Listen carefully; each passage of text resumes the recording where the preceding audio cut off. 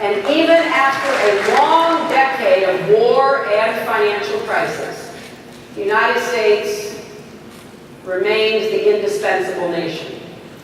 The things that make us who we are as a people, our openness, our creativity, our diversity, our devotion to human rights and democracy, are beautifully matched to the demands of our interdependent world. And yes, thanks in part to immigration, America continues to be blessed by a young, dynamic, and growing population.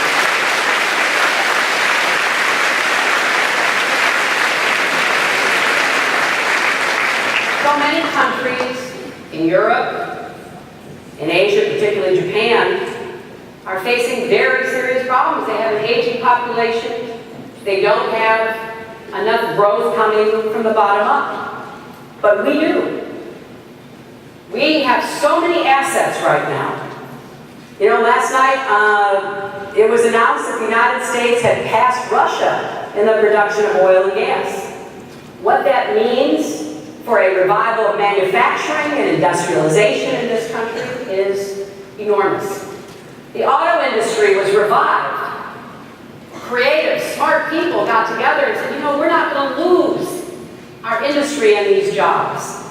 Our military is innovating all the time. Our economy remains the largest. Our global network of partnerships and alliances is unrivaled, and nations and people still look to us to lead the way.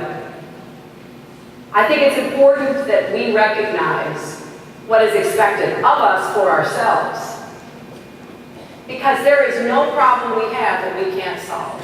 Our workers are more productive, our entrepreneurs are more innovative, American institutions of higher education, like Hamilton, set the global gold standards.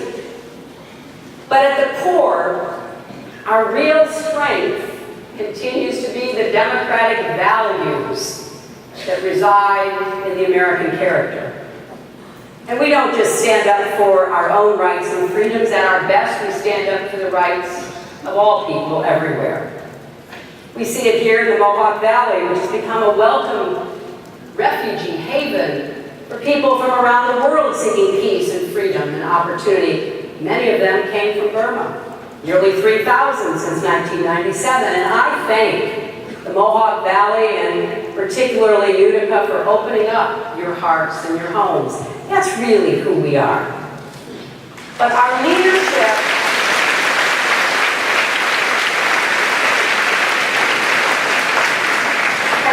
is not a birthright. It's not stamped on the birth certificates of all of you who were born here or on your naturalization certificates of those of you who came. It has to be earned by every generation. And that's a responsibility we all share. Today, after everything I've seen and learned around the world, my faith in our country is deeper. Our optimism about our future is strong. But we're not going to get there by accident or hoping for it. We're really going to have to work hard. We're going to have to make this country work for all of us again. We will have to dare greatly and lead boldly. But hey, that's what we do best. It's in our DNA. It's what de Tocqueville called our habits of the heart. He said it made America an exceptional nation. He was right then, and he's right now.